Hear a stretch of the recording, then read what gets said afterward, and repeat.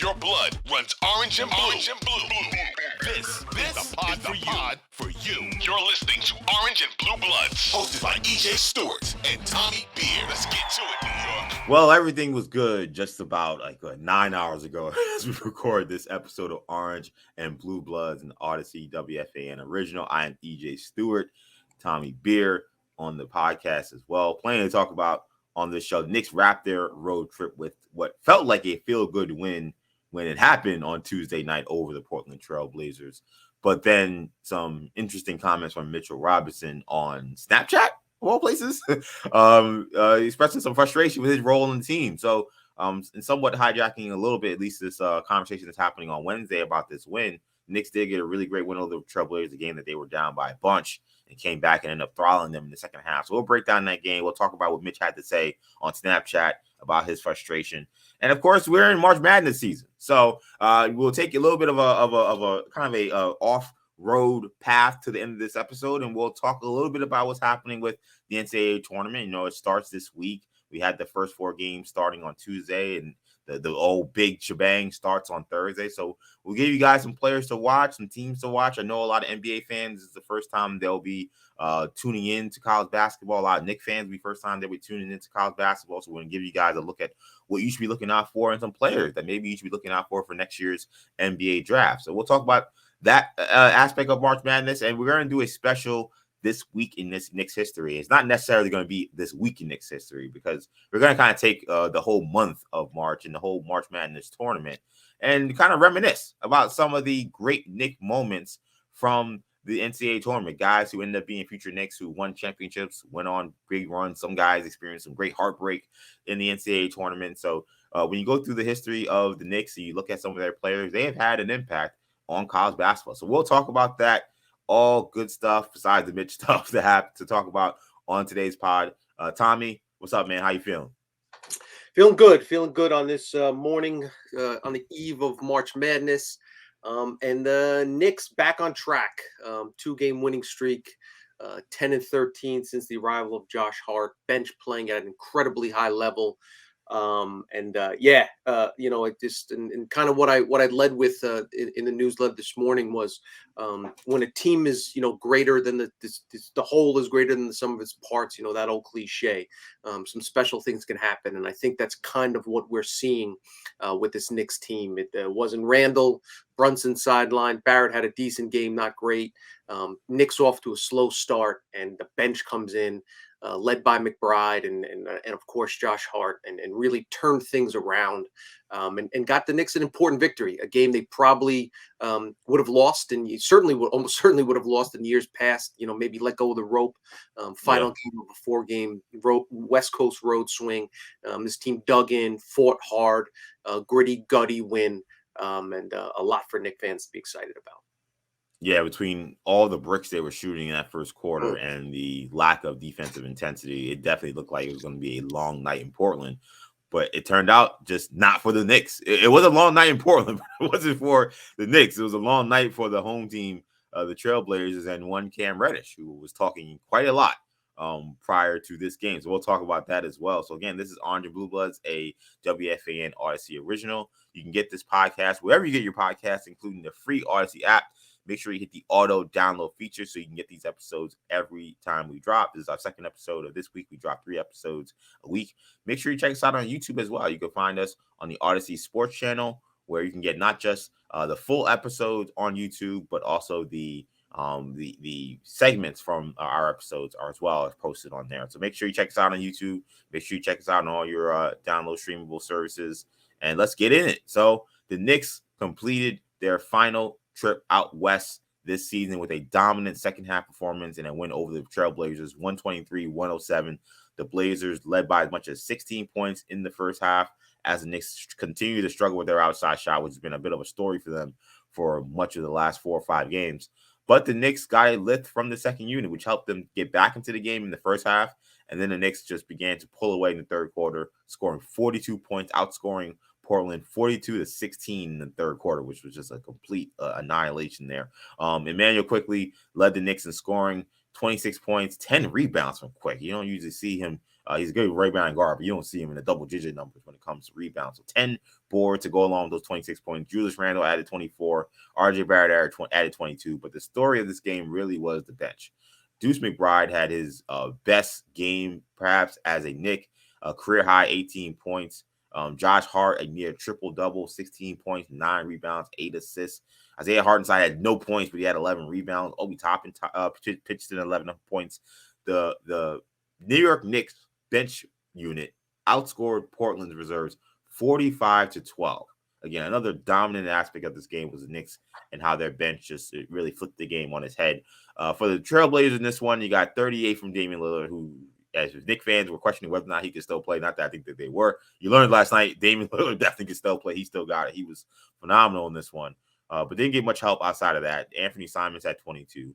Cam Reddish, who made plenty of headlines, slammed the Knicks this week, saying that the reason why he got benched had nothing to do with basketball and all about politics, posted just 2 points and netted a minus 27 plus minus in this one. So all good things to talk about when it comes to the Knicks win. Now, after the game, a lot of Knicks fans, I think, are waking up to something that they didn't expect to see. So Mitchell Robinson, who played in this game, did not finish this game in terms of the final unit that ended the game on the court.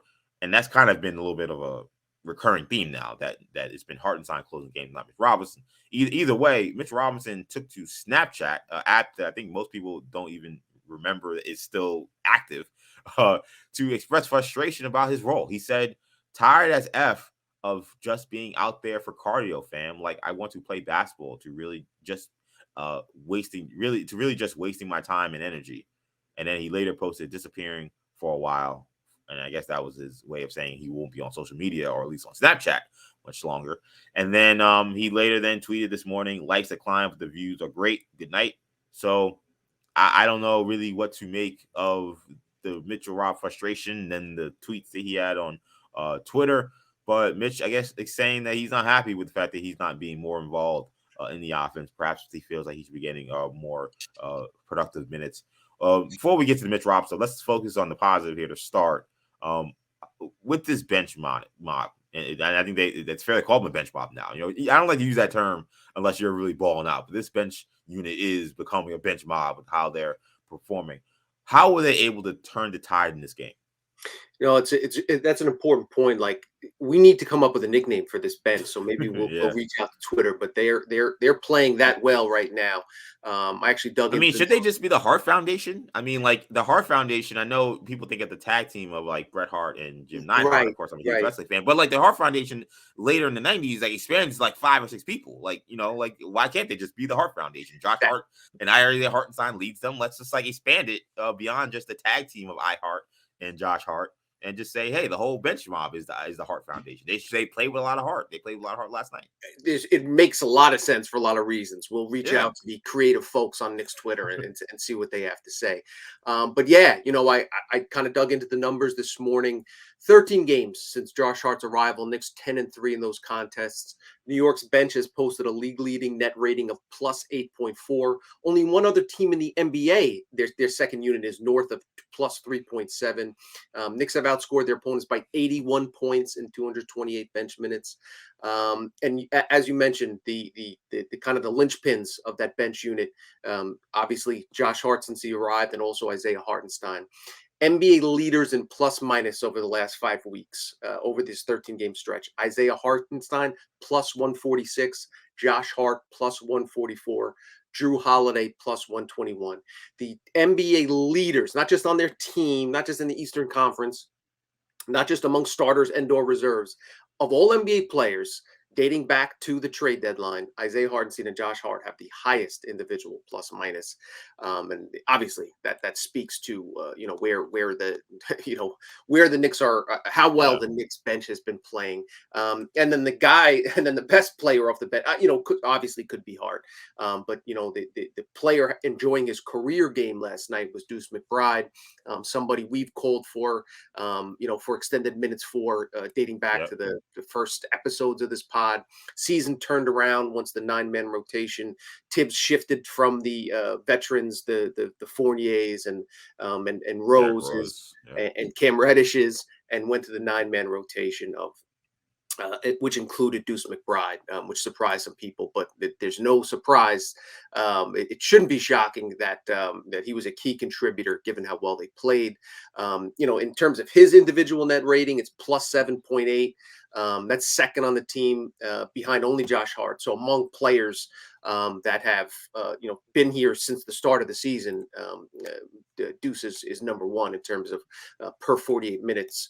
The Knicks outscoring their opponents, and obviously a lot of that has to do with defense. New York allows just 104 points per 100 possessions with McBride on the floor. That's the lowest among all Knick reserves, and that's one of those things where the metrics match the eye test, because you just watch this kid, and even when his shot isn't falling, and his shot has not been falling for the better part of this season, plays the passing lanes, plays with intensity, sees the floor, does not die on screens, is a great help defender, gets back in transition. We saw that great block on Simons last night. Yeah. He just does it all, from a defensive standpoint. And obviously last night, in addition to that, we had him knocking down shots. When you knock down 4 3-pointers, that's kind of unlocks the final aspect of McBride. My favorite McBride metric, dating back to the start of his rookie season, so since last year, he's played more than 15 minutes 26 times. The Knicks are 21-5 in those 26 contests. Wow. So that's a winning percentage of almost 81%. And again, that's 15 minutes. That's not human victory cigar. They put him in at the last 30 seconds or the last 4 minutes of a blowout. That's playing in the first half and the second half. 15 total minutes. The kid just impacts winning.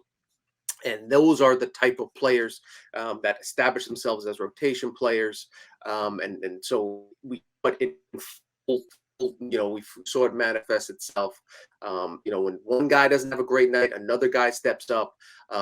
Obviously, Knicks fans had to be nervous at the start of that first quarter that this wasn't going to be a night. And honestly, probably they wouldn't have blamed if they let go of the rope. Exhausting season, exhausting road trip.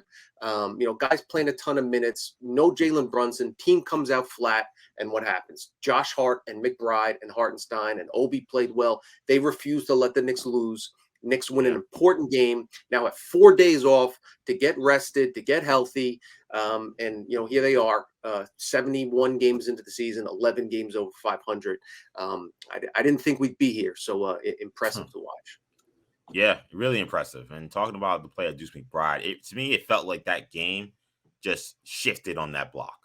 Like, Knicks have started to climb back in a little bit. They're down by 8 at that point in the game, but when it was such a great effort, such a dominant defensive type of play, I just think it kind of told Portland that, like, okay, you guys have had your fun. Now, like, the real game's about to start. And it started with that play. And Deuce McBride, he came in the game and immediately was getting deflections. Even in that first quarter, they were down by double digits. So I kind of knew what time he was on, at least defensively, to start the game. And he's usually playing that way defensively anyway, but he was particularly active early while the Knicks were down big. But once that block happened, I said, okay, this is going to be a different game from here on out. And it was another game where the refs were letting guys play. It was a physical, ragged kind of game for a lot of this. I think in some ways that helped the Knicks because they weren't playing with much defensive intensity. So when they did pick it up, they didn't get buried by all these fouls. They were fouling Lillard quite a bit. He's great at getting to the line, but the rest of the guys on the court, they let play. Lillard was getting superstar calls. Nobody else was. So that kind of physical, tough game, I think Deuce McBride kind of really reveled in. And once that play happened, he was confident, and the shot is looking really good. Like, it looks to me like he may be figuring it out offensively because, as I've said on this show a bunch, like, he goes anywhere else and plays on the basketball court, he typically shoots the ball great. Not even just good. He shoots the ball great. Great in the G League, great in Summer League. When he played at West Virginia, he was a really good shooter. Like, I evaluated Deuce McBride for the NBA draft, and one of the things I said was that he's a really good shooter. So, like, the fact that this has been, like, the part of his game that has really kept him from being able to be a consistent player is a little surprising because, like, he's always been a good shooter. So Deuce shooting the ball well now. Sometimes I think one thing we kind of forget too about players is it takes some time to adjust to that 3-point line. And that could be something happening too with him, like playing in an NBA game, a little more energy, being exhausted in these games. You get a little more tired, and then you go back to that 3-point line, and he wasn't getting the results that he's now getting. He's now had a couple of 3-4 games in a row where he shot the ball really well. So great game for Deuce McBride. He definitely deserves a lot of credit. Josh Hart again, just like the effort and the passing and the rebounding. Like it's so daunting. It's so like refreshing to have a team where like rebounding is just like not an issue in, like at all. Like it's rare that I look at a team game and I'm concerned about the Knicks being able to get beat on the glass. Like there may be a few games over the last 2-3 months where that's happened, but I mean the Knicks again just dominated the Portland Trailblazers on the glass, offensively and defensively, and a lot of that has to do with Josh Hart, his effort, boxing guys out, just flying in there, throwing his body, putting his body on the line for plays. So the 9 rebounds, 8 assists to me almost were bigger than even the 16 points. He was phenomenal and just an all around great win. Shout out to Emmanuel quickly too. I mean, he continues to play extremely well. I thought in some ways like him kind of getting more aggressive in the second quarter also changed the game too, because it was clear that Randall didn't have it to start. And Barrett actually played okay, but then he got pulled early, which normally happens. That's how they do the rotations. So that first quarter, like, man, really wasn't looking for his shot. And Grimes and Randall really weren't, I don't think they were ready to play, quite frankly. So the Knicks got down big. I actually started looking for a shot more in the second quarter. And then that second half, in that third quarter, he really started to get aggressive. And that's when the Knicks really saw their great returns. Yeah. I think I just part of learning to be a starting point guard in the NBA, he realizes he can't, free flow and kind of dictate the offense as much. He's used to coming in with that second unit and kind of looking and shot hunting. He knows he has to get Randall involved. He knows Barrett wants to get some pitches, early on, get Grimes some looks, who Grimes, continues to struggle. He needs to knock down some shots. But as you mentioned in the third quarter, he was like, yo, I got this, let me, just kind of, pose will game. And in the third quarter, he had 14 points on 5 field goal attempts. Again, as we mentioned, doing a great job getting into the paint, getting the line, 6 points on the free throw line. He's really figuring out using his strength and that bulk that he had this summer to kind of draw fouls and finish in and around the basket. It's just how about just the fact that we didn't even really lead the show. When had a few paragraphs in before we started talking about quickly, and the fact that he had 20, a team by 26 points, it's almost kind of expected. That's how well that this guy has played, and also just 1 turnover. The last 9 games, he's committed a total of 9 turnovers in over 300 minutes. That's the way to Tibbs' heart is taking care of the basketball, being active defensively, and IQ brings all those things. And again, you mentioned rebounding, such an important component. You talk to NBA folks and they'll say, like, if you're looking to find out if teams are invested, if teams are playing hard, look to see if they box out, look to see if they rebound, because that's kind of the dirty work that you don't necessarily get credit for. If you box your guy out and allows your teammate to get a rebound, it's really a team concept type thing. If you protect the paint and rebound well, it's a good sign, especially on the defensive end, that you're committed to playing the right way and to playing with effort. So credit the team, credit to Tibbs for keeping the team ready. Just all those things together, a whole lot to be excited about. A few more things on this game. One, I have never seen a Knicks narrative get obliterated in one night like the Cam Reddish is a future star that the Knicks have missed out on. Like that storyline happened in that game. I mean, Cam Reddish, 2 points, minus 27. This stat line, 0 rebounds. He did. 1 rebound. 0 assists. He did have 2 steals, but he was 1 for 6 from the field, 0 for 3 from 3.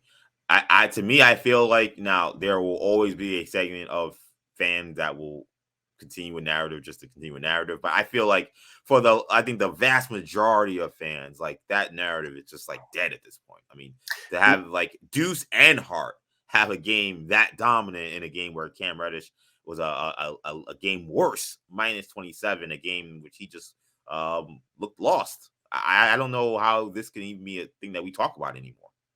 Well, no, I don't. I think that's a little bit misleading. I think it's all politics. That's the reason he didn't.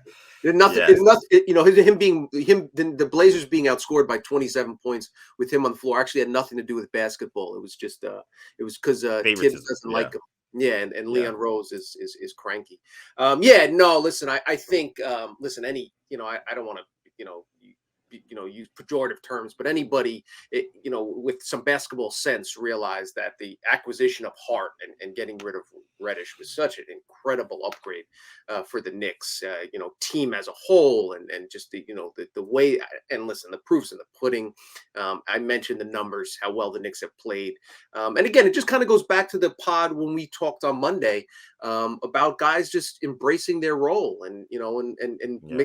McBride, when he got benched, he didn't complain or bellyache or talk about BS or this, that, and the third, or demand a trade.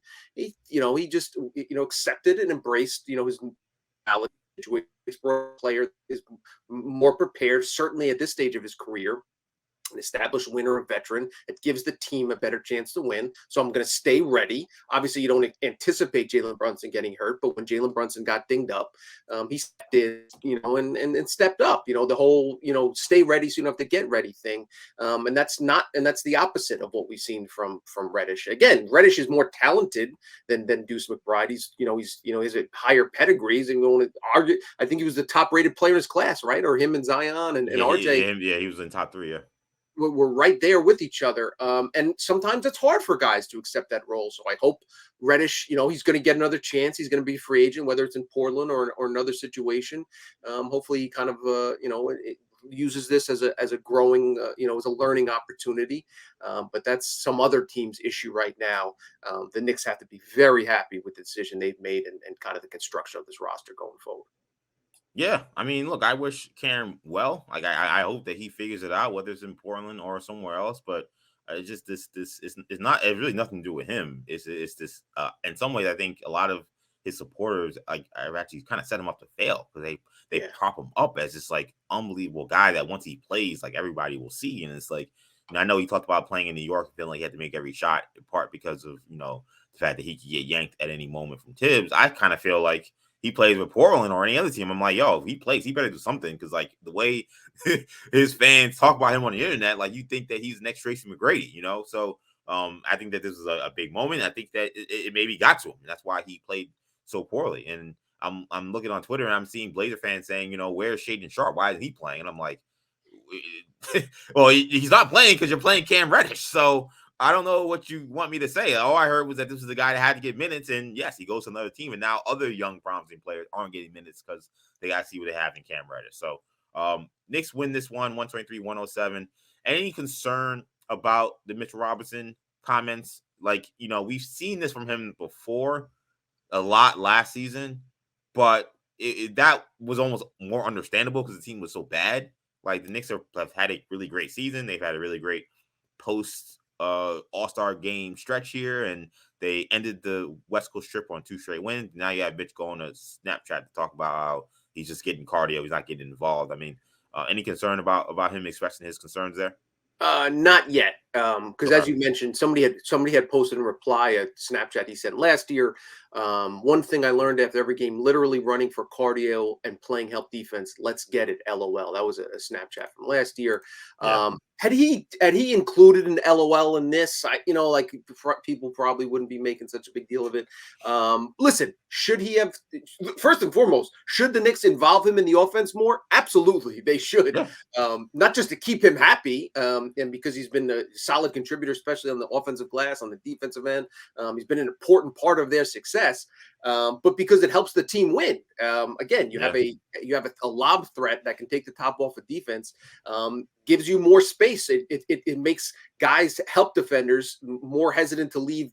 Grimes is going to get more open looks. IQ is going to get more open looks. Barrett's going to get more open looks if defenders are worried about Mitch pick and rolling and then throwing lobs to him at the top of the rim. So the Knicks should involve him more offensively. That being said, so I understand Mitch's frustration. That being said, completely inexcusable to express your frustration on social media. It's 2023. This day and age, you may think I'm just going to do it in a moment of frustration. Nobody's going to notice. Somebody's going to screen cap it. Somebody's going to post it on Twitter, and then it's going to go viral or whatever. Yeah. So at least he deleted it. He had the common sense to delete it. I'm sure he's going to get yelled at by his agent. I'm sure Tibbs and then we're going to sit down and say, hey, Mitch, let's stay off social media. Again, assuming he comes in on, whenever the next open practice will be, Wednesday, Thursday. I'm not sure when they're going to meet with the media. He'll come out and say, listen, moment of frustration, stupidity. We're 11 games over 500. That's all I care about. I expect him to say that. Even if he doesn't feel that way, you're professional. You have to do what's best for the team. You're on a winning team. You're an important part of that when you're the starting center on the best Knicks team in a decade. So handle yourself the right way. If you are frustrated, and frustration's understandable, go to the coaching staff, talk to Brunson, talk to IQ, and say, "Hey guys, can I get a few more looks?" That's kind of where I feel I'm not overly concerned about it right now. Assuming he handles it right going forward. Yeah, I mean, again, I think it'd be different if the team was losing. I think also when we think of last season, remember he was also in a contract year, so part of that also is like, hey, you guys are messing with my money by not giving me any touches. So like now you've gotten paid, your team is winning. Okay, yes, this is a game where you played 21 minutes, had 2 shots. I can't understand feeling like, how did I get that many minutes in this game and I didn't get any opportunities to score and help the team. So I get that. Just can't create a distraction for your team. That's the biggest thing. Is the Knicks are playing good basketball. They've been really focused for a lot of this season. But honestly, the only distractions they had were James Dolan. Like there's really been no issues with this team regarding like anything off the court or anything. I mean, Randall had his moment in LA, but that was even in a game. It wasn't like a distraction that happened from outside of the game. So like everybody's been on the same page. Everybody's been moving forward in one direction. So you can't be the one guy that's going in a different direction, because then that kind of brings now an element to your team and the distraction to your team that is detrimental. So I think Mitch at this, and that's what kind of the only thing that I think that is a little frustrating for me, and why I don't want to say I'm concerned, but it is noteworthy to me, is that like I think Mitch knows that, like he's not dumb, like he knows that this is going to be a distraction, and it's like, I mean, is getting more shots like that important to you, regardless of whether your team is winning? Like I don't know. So I wasn't thrilled with this. I kind of hope that Mitch would have put this stuff to bed last season after we saw him kind of do this kind of stuff last season, but him doing this stuff again, just something to keep in mind. Like, again, I think if you're a Knicks front office, like you gotta know what you're dealing with all your players, and you learn things about your players over the course of these years. And we know that Mitchell Robinson will go to social media if he doesn't get enough shots or whatever, and you have to think about that when you're building this team moving forward. That mean, put him on the trade block tomorrow? No, but it's just something to keep in mind, and hopefully he'll be smarter, he'll be wiser, and that we won't have to deal with Mitch Robinson doing this kind of thing, especially after a win. If they lost, I almost wouldn't mind this stuff, but that was one of the best that I know we've racked them up, but that was one of the best wins of the next season, considering they were down 16 points and all the hoopla with Cam Reddish and Josh Hart trade, and they have that great second half. Like to have, you didn't have to waste oxygen on this, not just for us, but of course the team. Now once they get back and they talk to the media, is pointless. So hopefully. Congratulate Deuce McBride on his season high. Don't worry about your field goal attempts. Yeah, exactly. So hopefully Mitch understands. Shout out to Mitch. Is a very important part of the team, and they need him focused as the Knicks want to do big things. So let's switch gears though. College basketball fans, the start of the NCAA tournament. The first round of the NCAA tournament gets underway Thursday. We had the first of the first 4 games played on Tuesday. Another set we played on Wednesday. For many NBA fans, it will be a chance to get a close look at some of the players who will have their name called in June at the NBA draft. Alabama's #1 overall seed this year. They have the highest rated NBA prospect playing in college basketball right now, Brandon Miller.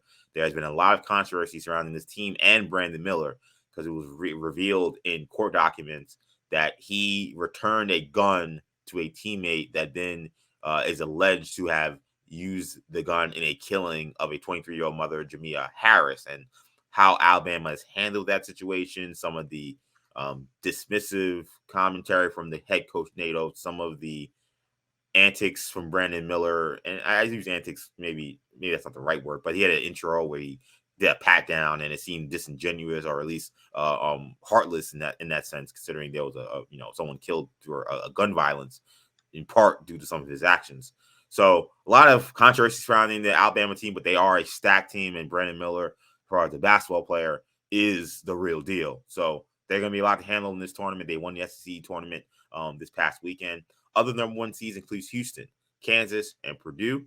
On a Knicks-related note, for those who may be interested and want to catch these games live, the East regional will be held at Madison Square Garden. So the Sweet 16 and Elite 8 matches for the East region will be held at MSG.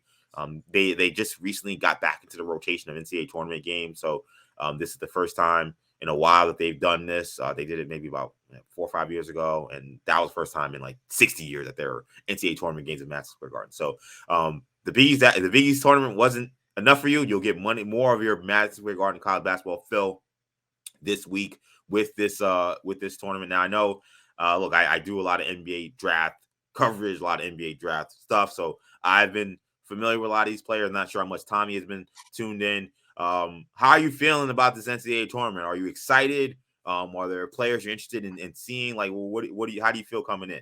Yeah, a little bit. I obviously with the rise of the G League Ignite and the Wembayanas and guys playing overseas, I'm personally not as familiar with a lot of the, outside of the top tier prospects, the Brandon Millers, et cetera, that you're going to, the Edie's that you're going to see on, take center stage here.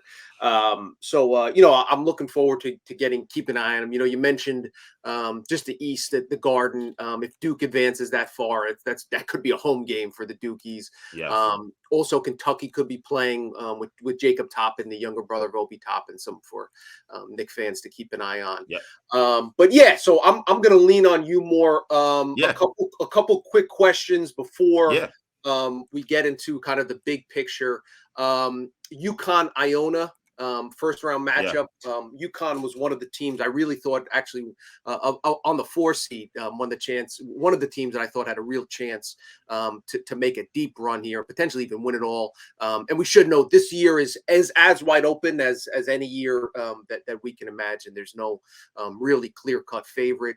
I personally have UCLA winning it all, so I don't have UConn going that far, obviously. But yeah, UCLA is my team. I'll get that out of the picture.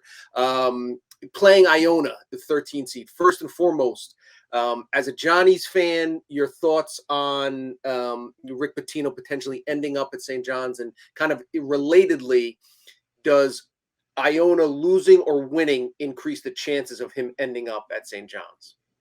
Ooh, so I personally don't think that the result will matter. I think now Rick, he's talked a lot about this. It's kind of weird. I just rarely see it. Most coaches say, I don't even want to talk about it until, I get to that point. But he's just talking about, I got to meet with these people. I got to see the facilities. I haven't been to St. John's in 40 years. I got to go on the campus. I'm like, all right. I mean, he's being very open. Different dude. Yeah. And Rick Pitino's on. He's definitely a different guy, to say the least.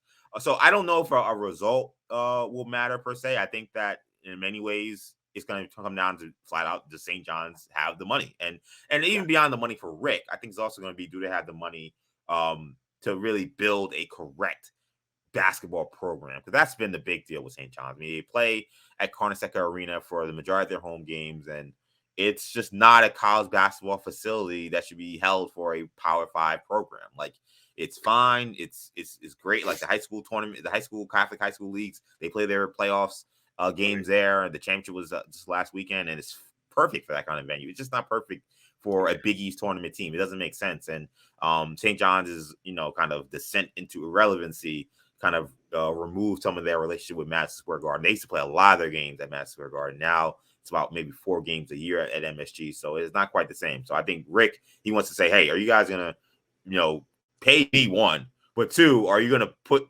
the money and resources needed to make this thing right? So that means playing 10 home games at Madison Square Garden. That means building a real arena on campus, because this thing is Carnesecca Arena. I mean, I've played at the practice facility back when I was a high school player. It's a fairly new facility. It was built right around when I was playing, around 2009, 2006. The practice facility is nicer than Carnesecca Arena. I mean, it's ridiculous what's going on in terms of just just how behind the time St. John's is with that. So I think that it'll more come down to that. This is a weird game between Iona and UConn, because I think UConn is one of the teams that I thought could go really far in this tournament. But then you got Iona, who they have some size. They have some guy like Junior Joseph is a pretty good shot blocker. So going up against Sanogo, it won't be maybe as big a mismatch as you'll see against other smaller mid-major teams. They have shooting as well. And the game's being played in Albany. So this is going to be a true neutral site. There'll be a lot of UConn fans there, but I think Iona is going to have a really, really good showing. I mean, they play in the MAC conference. So there will be plenty of people interested in Iona. So I think that's actually going to be one of the better games in the first round. Speaking of Iona as a 13, before we get to the heavy hitters, we know there's going to be a 12-5 upset. Probably a 13 seed's going to advance. Of those seeds, I'll give you 12 and below. Is there one team you love to win more than one game? Is there one team you love to at least win that one game? Any of those lower seeds you think have a chance to make some noise here? Yeah, in my bracket, I have Charleston going to the Sweet 16. Charleston is a team that had a phenomenal regular season. They won 31 games, which was the most games of any team this season. They do have some wins against some notable programs. They beat Virginia Tech at home. They beat Davidson at home. They beat Colorado State at home. That was all in their non-conference. And then, of course, they ran the table essentially in their conference play. They lost a couple teams in conference play, but for the most part, dominant team, really good offensive team. They have 5 guys averaging double figures this season, so they can score the ball. They average 80 points a game. So they play San Diego State, and I think that's a great matchup for them in that first round because San Diego State is a team that likes to play in the half court. In many ways, they're very much kind of like Virginia West. If you think about how Virginia, Tony Bennett, how they play that pack line style defense, like a half court kind of game. That's how San Diego State plays. And those teams scare me in the tournament because all it takes is for one of these teams to get hot from 3 and speed you up to now where you're playing a game that is not comfortable. And those teams sometimes can, I think, be overinflated in terms of their ranking because they're playing in a conference oftentimes that they're very familiar with their opponents. They know what their opponents want to do. So they know how to play their style of play and impose their will. A lot harder playing as a random team. You have very little film on, or you've never played before, and in a random city that you've never played in before. And sometimes at noon, like the times are weird. Like those teams scared me. So I think Charleston has a chance to go really far in this tournament. They got a lot of scoring, a lot of depth, and they're not your typical 12 seed. They're a team that could be a much higher seed. You mentioned their similarity to Virginia. They'd have to play, assuming Virginia beats Furman. They'd have to play Virginia second round. You're okay with that matchup? You think that's and that's why that's part of the reason why I have them advancing. But I think Virginia may lose this. I think that Furman also is a team that is very dangerous. Another very good offensive team as well. And Virginia has scuttled a little bit. They've had some injuries. So I think Furman actually may upset Virginia as well. I would feel comfortable picking Charleston in either game, but Virginia will have their hands full in that first round matchup as well. All right, let's get to it. Give me your final 4 from each bracket, and then we'll go from there. All right, so I got Alabama coming out of the South region. If you've watched this team, I know they're not likable for a lot of maybe fair reasons, but they are absolutely loaded offensively. Brandon Miller is a killer. Javon Quinley, who's from this area, played in New Jersey.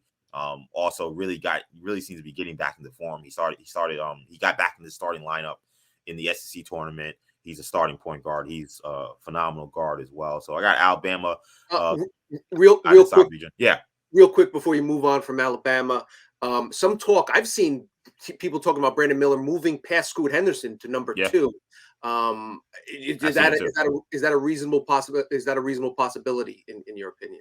I think it will be because Brandon Miller is a kind of player that I think a lot of these teams have been looking for. Like the Kevin Durant model is like the guy that people are like, if I can get that kind of guy, like, like that's it's a basketball unicorn, and Brandon Miller, he's 6'9", 6'10", a great handle for a guy his size, can shoot from anywhere, pull up game, great athlete, needs to get a little stronger, but the offensive package is so enticing.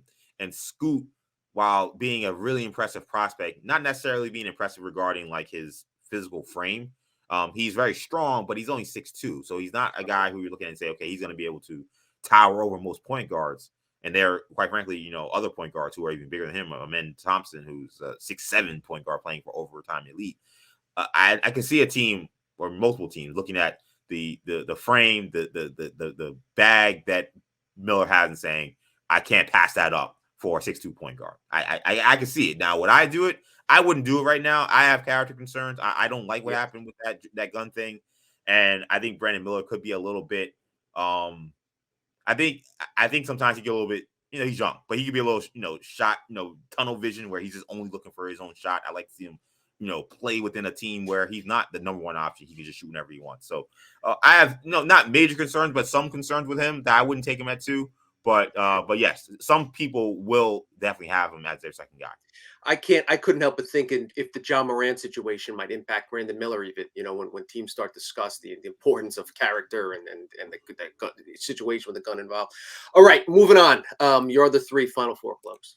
So my other 3. So it says Alabama in the South. In the East, I have Marquette.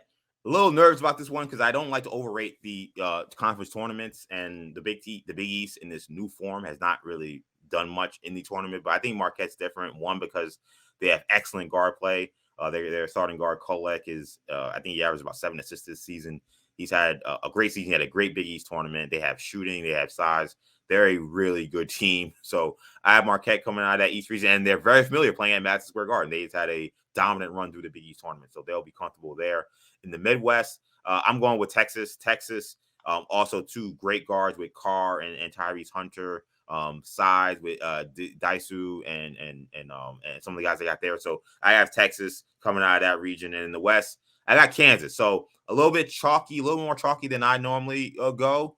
But I'm going with Kansas. Now, I will say subject to change. I am one of those people that will change their bracket up until Thursday at 11:50.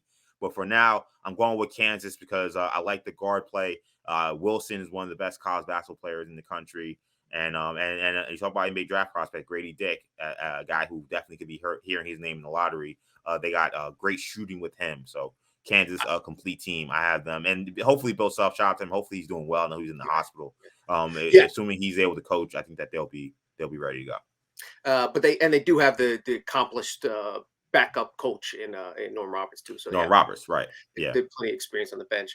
I know you're a Gonzaga guy. One, how did you become a Gonzaga fan? First and foremost, give us the story there. Yeah, so my Gonzaga fandom is pretty simple. Like, I hated UConn, and I know you're saying, what does that have to do with Gonzaga?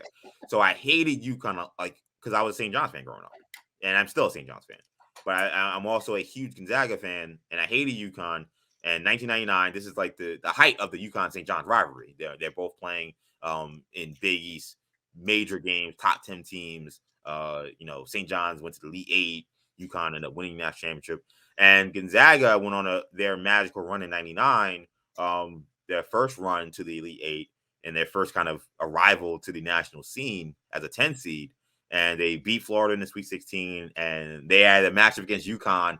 And just the way they played the ball, the way they moved the ball, I thought the name was cool. Like, I was just like, these guys are awesome, man. And then also they were a team that was shooting all these threes too. Like I know Gonzaga has kind of evolved much more than just a team that shoots threes now, but they were shooting all these threes too. Like they had Richie Fram and Matt Santangelo, Casey Calvert. Like, they were a team. They had stretch fives. Like, they played a totally different brand of basketball than most other teams in college basketball at that time. Immediately fell in love with the program and everything that they were about, and became pretty much a fan ever since. I did not realize that was going to be the beginning of them becoming a national power. Like, it's not like, I guess you could say I jumped on the bandwagon, but not thinking it was going to be this. I've been a fan ever since.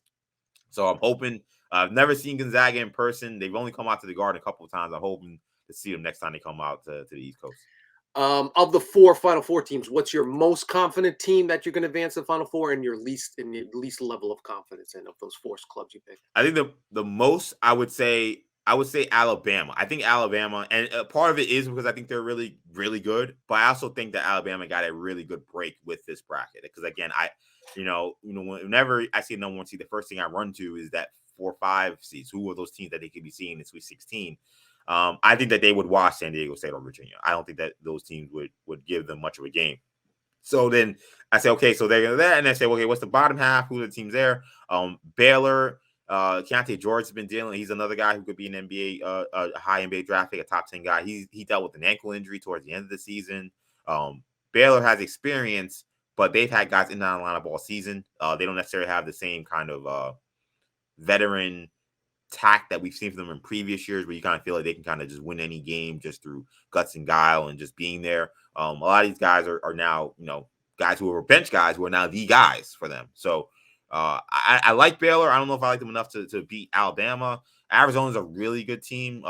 They're the team that I would say, okay, that would be a really good game. Arizona's one of the most efficient offensive teams in college basketball. Tommy Lloyd was a longtime Gonzaga assistant for Mike Marfew. In fact, he was the coach in waiting, and he left to just take the Arizona job. Arizona, he's done a tremendous job. Tommy Lloyd, since he got there, we saw what he did with Ben Mathurin last season, made him a top lottery pick. So that would be a really good game. But I think that, Arizona's got to get there too. So Arizona, I think, has a much tougher side of the bracket than the Alabama side. I think that Creighton could be dangerous. I mentioned Baylor. I think either Missouri State or Utah State could be a tough second round game for them. So I think Alabama, definitely the most I feel comfortable with. The least, I would say Kansas, because I think Kansas, on the flip side, did not get a good draw. I think a lot of Kansas fans were upset. I think they thought that they should have been a 2 seed in this. Houston ended up getting that 2 seed. They were very upset about. They thought they could have even been an overall 1 seed before, especially before losing to Texas. But I mentioned UConn. They have a tough first round game, but UConn has all the makings of a team that could win a national championship, and they're a 4 seed in their own bracket. So that could be a tough regional game. The 8-9 matchup. I mean, Arkansas is loaded with talent, like Anthony Black, Nick Smith. Eric Musselman is an experienced coach who's taking his team deep in tournament runs. Kansas, I was very worried about. And then even on the bottom side, I think Gonzaga is being a little underrated. I think TCU is being underrated. I thought a 60 for them was a little harsh considering how good the Big 12 was. And UCLA, I know your pick to win it all. They lost Jalen Clark, but UCLA has a lot of experience. They've been in this tournament situation. They've been to the Final Four. Tyga Campbell and Jaime Jaquez, feels like those guys have been there forever. Yeah. Amari Bailey, another guy who could be an NBA guy, has really come on of late. So if they can overcome the Jalen Clark injury, a big loss considering how great he is defensively. But if they can, that's a tough road. Like that's the team I'd be most worried about. Yeah, the Clark injury is a major bummer. All right, we got your 4. Yep. How's that final weekend going to play out? So I had Texas winning it all, the team that I've said nothing about this entire time. But yeah, no, Texas, they had a very troublesome. It's been a very weird college basketball season. A lot of off the court stuff happening. So they lost their coach, Chris Beard. He got arrested for a domestic incident at his home involving his wife. It sounded very alarming. It sounded like there was a choking incident happening, and it was all the things you don't want to hear. She recanted those statements, saying that they weren't true, and she acted out of frustration over something, and those charges were dropped. So he never returned. He got fired from Texas. And they have a new coach now who the team absolutely loves, and it was great actually hearing them talk about him in the post game. And there's this hope that they'll retain him as their full-time coach, and he's done a phenomenal job this season. So you combine that with the guys they have, and again, when I look at the tournament, I look at guard play. I'm like, who are the guys going to have the ball in their hands when the game matters the most, and do I trust them? I don't know if there's a guard I'd rather have the ball in his hands than Marcus Carr. Marcus Carr can shoot from anywhere. He can get into the paint. He's smart. He's physical. He's unselfish. He's one of the best point guards overall. He's kind of a combo, but he's one of the best guards in the country. And then Tyrese Hunter, they have a great combination, because then I also want a guard who has irrational confidence, a guy who can feel that he can shoot from anywhere or make any big shot. Hunter is absolutely fearless. One of my favorite high school players from the class of, I guess that was 2021. This is not his second year after transfer from Iowa State. He had a big first round game last year playing for Iowa State. That combination, along with Jabari Rice, they got everything. They were a team that in some ways underachieved last year, and they started this season. One of their marquee wins was a dominant blowout performance over Gonzaga, kind of letting people realize that Texas was here to stay. It scuttled a little bit after the coaching change, but once they kind of got their legs underneath them, they've been flying high. I think Texas, coming out of a really tough conference in the Big 12, will be ready to go, and I think that they'll win it all. Sounds good. I think that's a solid. The other thing is I have Dukie's making it to the Final Four. Do you see any? Is that a reach? Is that a crazy scenario? No, Duke is playing really well. Like, again, now I didn't go there because, like I said, like I am very wary of the team that played really great in the conference tournament. And people say, "Oh, those are the last games I saw." So, like, those are the teams that I'm going to go with. So I was a little wary of picking Duke, but it had really little to do with that and more to do with how they play on the road. They were undefeated at home this year. Now they just went through a neutral site tournament where they won every game. So maybe that these concerns are unfounded. But on the road this year, they've struggled quite a bit. So, if they get to New York City, that will feel more like a home game. But these first few games, they have a tough match with Oral Roberts. Like, Oral Roberts is a team that I think that if they were not playing Duke, I would have picked them. But, like, I think if they can get through the first few games, I think that they'll be in good shape. I actually like their matchup with Purdue a lot. So that's not crazy. I have Duke in my Elite Eight. So I think that they're going to be right there. I think a Duke Marquette Elite Eight matchup would be awesome. I just think there are so many good matchups to watch. Roach versus Kolek at the point guard. I mean, there's a lot. That would be a really awesome game. So not crazy. A lot of people will have Duke in their Final Four. Yeah, the big point guard play that I saw from them in the tournament, they're that I think that was what really swung me. Like he seems to be a difference maker for them when he kind of took over midseason, controlling the basketball, and again they just have that pedigree that they're no game's gonna be too big for them in March. Yeah, and really like Jeremy Roach, they're a team with a lot of freshmen. That's also a thing I Yeah. also tell people during the tournament to worry about. Like a lot of people want to run to the team with all the names that you hear in the NBA draft, but oftentimes teams that are built just with those guys usually flop because they're not experienced and they're playing against True. a lot of these teams in college basketball now, especially because of the transfer portal. You got 24-year-olds playing college basketball. Yep. But I think what makes Duke different is that they have a guy in Jeremy Roach who's like the old man on the team. He's been on the team for a while. He's played in big tournament games, and we saw how he took over some games in the ACC tournament. And you have him as your floor general. Now he's around Kyle Filipowski. He's around Whitehead, Proctor. Like now these guys have like kind of an anchor, And I got to give a lot of credit to John Shire, a guy who I questioned him getting that job replacing Coach K. He's done a phenomenal job. So Duke definitely, I expect to see New York in a couple of weeks. All right, folks. Well, there you have it. When you win your tournament, send a Venmo to EJ, and we should be good. Absolutely. And then before we get out of here, moments in Knicks history regarding March Madness. So several Knicks on this team are national champions. Jalen Brunson helped lead Villanova to a national championship in 2018. That was his second championship with the Wildcats. They beat Michigan 79-62. Josh Hart also won a national championship playing for Villanova. They had the infamous 2016 game-winning 3 from Chris Jenkins over North Carolina. He had 12 points and 8 rebounds in that win. So you got 2 national champions on the Knicks roster. You got 2 guys also who made it to the national championship game, but saw some heartbreak. Julius Randle, as a freshman, a lot of people forget this, but as a freshman, he led Kentucky to the national championship game. They were 8th seed, which was not usually where you're used to seeing Kentucky, but they went all the way to the national championship in 2014. Lost to another future Knick in Kemba Walker and the Utah Huskies there. Derrick Rose also led his team to the national championship game. Memphis was a dominant team that season, but of course the famous Mario Chalmers shot and the infamous Derrick Rose free throw miss and the lack of fouling on that last play led to Kansas sending that game to overtime and Memphis losing that national championship game. Other notable Knicks to win national titles. I don't know if this is the entire list, but I got as many as I could.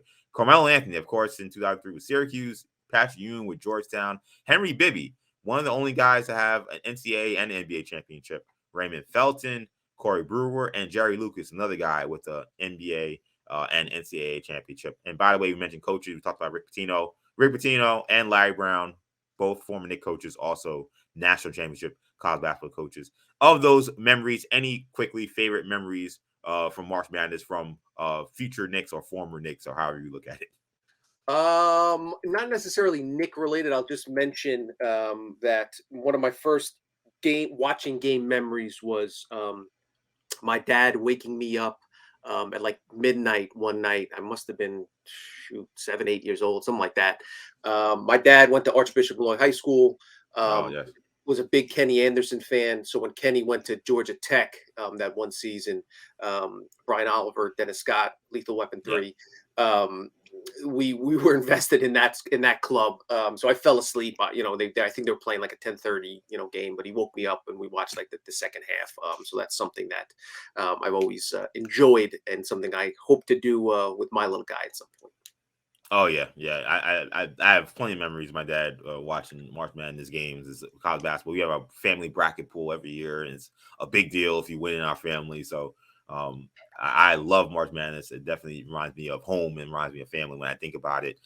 For me, when I think of March Madness moments, I run to Carmelo Anthony, Yeah. and to me, like Carmelo Anthony, I told you, was like one of my favorite athletes growing up, and it started at Syracuse. And even though I did not like Syracuse as a St. John's fan, so it was very conflicted, but Melo and his game and just seeing like, wow, a freshman like leading his team to a national championship is something that like we really had never seen before. And maybe that sounds like, dumb now. Be like, what do you mean a freshman leading his team? Like we've seen Carly Towns and some of these other super freshman teams go far, Jaleel Okafor and Tyus Jones, but that was just like not done.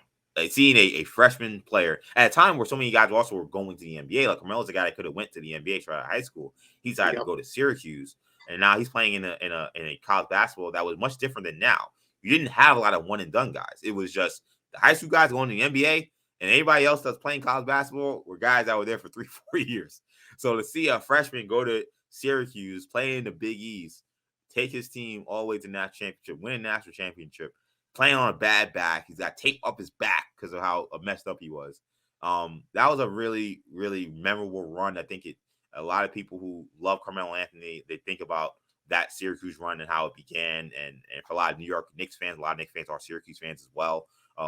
That's the tie that kind of links them and to Carmelo forever. So Carmelo winning that championship in 2003, definitely a big Knick memory. Of course, Patrick Ewing winning for Georgetown as well, also a big one. And of course, the St. John's last run, with the Eric Barkley and Dorn and those guys. That was a good idea because we had season tickets to the Johnnies coming up. My dad's actually a professor at St. John's now, so we still have some ties to St. John's. So, but yeah, that was a great run when they looked like they had a real chance to make some significant noise. Yeah, and I used to talk about teams I hate. Like I hated UConn. I also hated Ohio State of that era. Yeah, because for some reason St. John's played Ohio State a lot. And they lost to them in the tournament in the Elite Eight. Yep. And I really thought St. John's was going to win that championship that year. So, like, as a kid at 8 years old, 9 years old, like, I was devastated. One of the worst sports losses as a fan I've ever experienced because of, damn Scooney Penn and Michael Redd. Never forget those guys playing for Ohio State during that era. But great episode of Orange and Blue Bloods. That will do it, though, for this episode. So, thank you guys so much for checking it out. Real quickly, I want to make sure I send out an RIP to Felton Spencer. He passed away. Former Knick, played a long time in the NBA. So a lot of NBA fans are definitely familiar with Felton. Died at a young age. So RIP to him and obviously condolences to his friends and family. But again, that'll do it for now for this episode of Orange and Blue Bloods. Tommy, let people know where they can find you. At Tommy Beer on Twitter. You can find me EJ_Stewart on Twitter, Action EJ on Instagram and TikTok. Then you guys checking us out. Make sure you, wherever you're listening to your podcast, make sure you hit the auto download feature so you can get to the episodes whenever we drop. We drop 3 times a week, so we'll have one more for you guys this week. Make sure you also check us out on YouTube. Audacy Sports is where you'll find us on the YouTube channel there. That'll do it for now. For Tommy, I'm EJ. Take it easy, guys. Peace.